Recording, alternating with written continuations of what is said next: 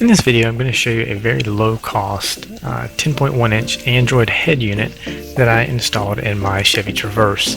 First, I'm going to show you here what it looks like before. So this is the stock stereo, the climate system, as well as the wood grain panel that's around it. Now, I simply removed that. It's very simple to remove. There's just two clips. It comes off really quickly. I think I was able to get that panel out in about 2 minutes, and then I was able to get the stereo out by removing these 4 bolts in about another 30 seconds to a minute. Now, I did have to remove this climate control panel off of that wood grain panel in order to separate it, as well as this piece that has your information center and your hazard lights. But other than that, really simple. You just remove these 2 plugs from the back of the factory head unit. This third plug you remove as well. And I already have the new plug that came with the head unit. This yellow cord right here is the video cable that will plug into the reverse camera. That's the antenna in. This is the microphone for your Bluetooth calling, and I ran that cable up underneath the dash, up through this panel, up along the A-pillar, and it pops out right here and is mounted here. It includes this microphone, it includes that clip, so everything you see is included with the head unit. What's back in here? Let's see. This is the USB that plugs into the back of the new unit. There are 2 of these. I only plugged in one, and it comes out right here next to my leg on the center console.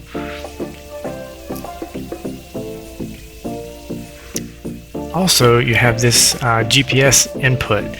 So this is coming from your stock Traverse. You want to order an additional piece, and I'm going to show you that later, because the head unit has a screw-in GPS, and I don't like it. So I also removed this center panel because I ended up wrapping that in black vinyl as well. This is the actual unit from Amazon. Links are going to be in the description. Supports a lot of things that you already have with your factory unit, but several additional things that you normally would not have. So this is everything that it comes with. As you can see here, it comes with everything you're going to need. I want to point out this circled in red here, this GPS antenna that I spoke of earlier. This is what's included. I think the cord on that is about 2.5, maybe 3 feet long. It's way too short for you to properly mount on your windshield and run the wire to be able to plug into the head unit. So that being said, this is the adapter that you want to order from Amazon. So the blue piece here will plug directly into your factory GPS antenna. The gold piece will screw onto the back of the Android head unit. You also want to order this RP5 GM31 harness. This will allow you to plug everything in from the head unit that you've just ordered directly into your factory harnesses. So you can see here in red, I have in the bottom left 2 OEM Chevrolet harness. Those are what you get in a kit. I just wrapped them in Tessa tape to kind of clean everything up. And then to the right, you see I have 2 Android head unit. That's what you're plugging into your new head unit. The bulky part towards the middle is where I made all my solder connections and used some heat shrink tubing to connect the wires that come out of the RP5 GM31. Connections are very simple, very straightforward. Black to black, red to red, white to white, white with a black stripe to white with a black stripe. Very straightforward there. Make all your connections, again, wrap them up in some Tessa tape and to clean everything up, and this is what you've got. Now your connections are very simple, very straightforward. This is the back of the head unit. If you look at the top left, you'll see power. That's where you're going to plug in that adapter that I just showed you in the picture before. The AV I don't use. Now I know some of you have questions if you have a rear entertainment system or if you have TVs in your headrests.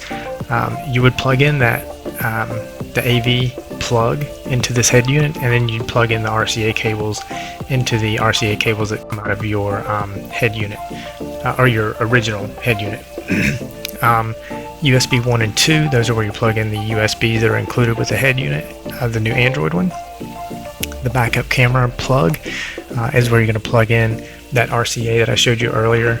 You're going to plug that straight into there. You retain your factory backup camera. You don't have to order a new one. You don't have to use one that may come with some of these Android head units. This is, you're going to retain your factory backup camera. Top right, you see the word GPS. That is where you're going to screw on that little gold piece, the adapter that I just showed you. And then to the right of that, you see a hole. That's where you're going to plug in an antenna.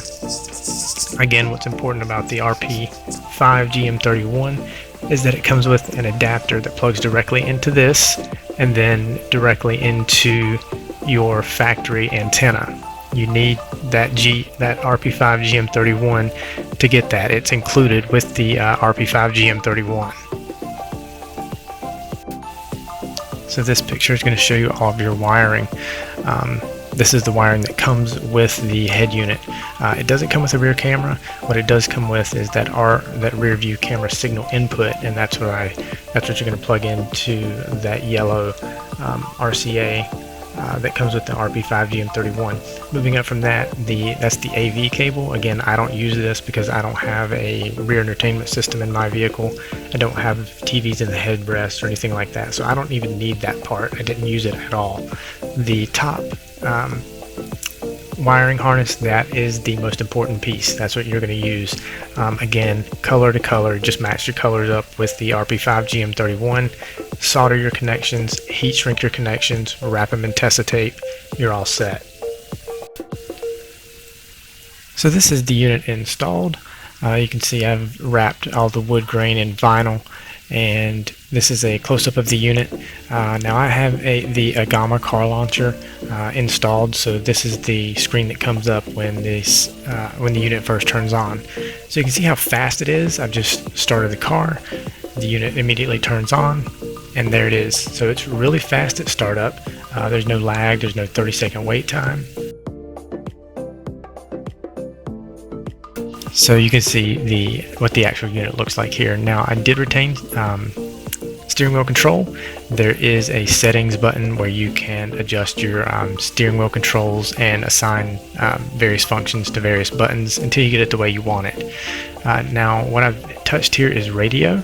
So you can see radio has come up. You can save your favorites. You just hold down the section that you want to save and then you click save. Go back home. Back to the home screen. Again, very quick. You click nav. It's going to go to, mine defaults to Google Maps. You can have yours default to whatever you would like. And you can set it to actually, well, I'll show you as we go through this. So now we'll go back home.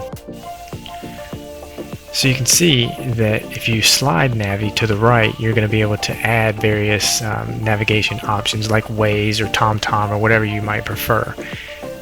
Once you click on music, you're going to come up with your music selection here. Now this is a picture of my car. You can load up whatever photos you want. If it doesn't download the album cover for you, then it's going to default to whatever picture you have listed. So I have my car actually on here. There's an equalizer. It has plenty of options for rock, pop, more bass, whatever you'd like to make it. You can again choose various options for your music by sliding to the right. If you slide phone to the right, you'll get your Bluetooth option and whatever else you would like to select and assign. If you just tap on phone, it immediately defaults to your keypad so that you can make phone calls. I had to blur that out because it was actually showing my contacts. If you want to listen to music from your phone, you just click on the music icon and you can listen to music via Bluetooth. Clicking on internet or sliding internet, you see I have Chrome, Google Play, and YouTube. It's going to default to the first one on the left, so it's going to default to Chrome if I click internet.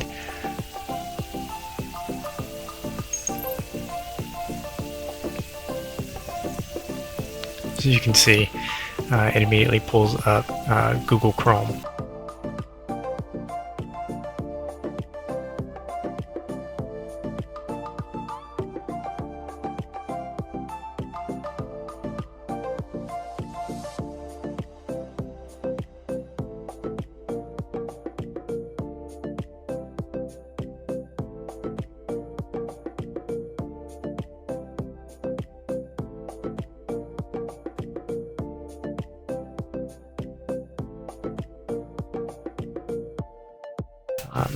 And I'm going to click on apps. Here you can see all the apps that are included. I've downloaded a couple. Here again is the Agama launcher. Once you install that, you're going to get the screen that you're looking at as my home screen. That automatically comes up as soon as you turn the vehicle on, or as soon as this unit receives power.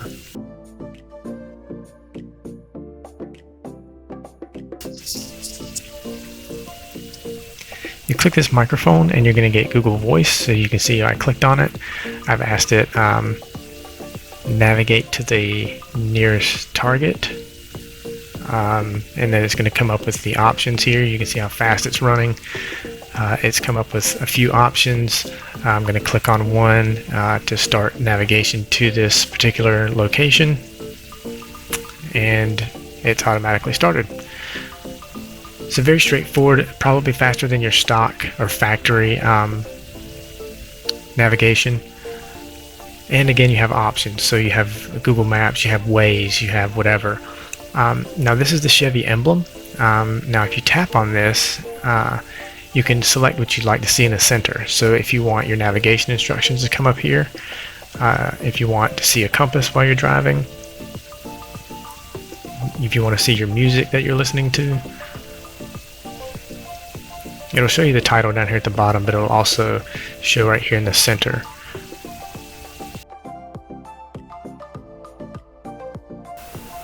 You also have a speedometer, so this is set to miles per hour. This can be shown while you're driving if you prefer.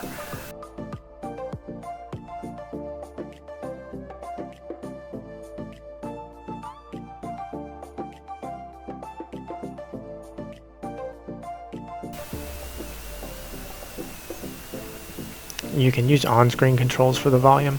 So you can see I just touched it with my steering wheel control, but then I slid it back and forth. So you can do that as well. Again, you see the title of the track listed down here at the bottom. You can't see it very well because it's kind of blown out with my camera. There you go. So you can see the actual title here, title and artist listed right there. If you want to see that, you can click on the music here, and then you can see usually the album art would be right there in the middle, but there's no album art for this particular song, so it's showing my vehicle instead.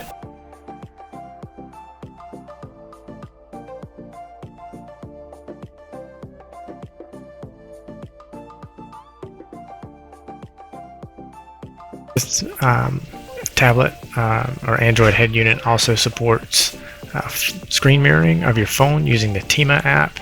It's included whenever you boot up the device. I can show you how quickly this connects. You just click the Android Wi-Fi and it's already checked off the first two options there, and now I'll bring up my phone and show you how it's actually mirroring my phone. So you can see this is my phone, and right here you can see how it's mirrored. Now I'll try to select something so that you can see. I never really got the point of screen mirroring, but for those who like it or prefer it, here it is, and it's actually going to at this point start mirroring what I'm doing with my phone. So you can see I've gone to YouTube and everything I'm doing on my phone, it's doing it right here on the screen. But when you have an Android tablet, what's really the point? Anything you can do on your phone you should be able to do on the tablet anyway, so I don't use it very often, if at all.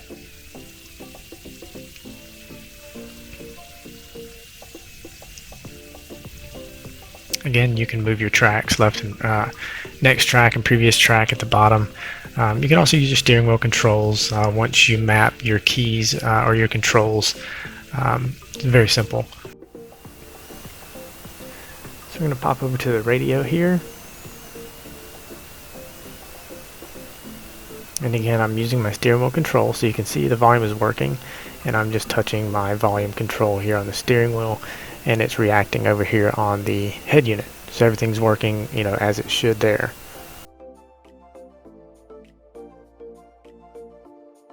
Alright, clicking back home.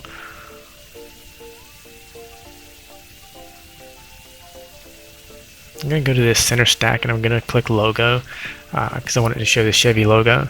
Now a lot of you guys have been asking, well, how does this, or what models is this good for? You know, can I install it in a 2012? Can I install it in a 2016? You can install this unit in any vehicle you want. It doesn't have to be a Chevrolet. It can be a Ford. It can be a Land Rover. It can be a Jaguar. You just click on your car here at the top, and here's all the logos that you can put in. Put in whatever logo you want, and that's what logo is going to show up in the middle. What you really care about is the harness.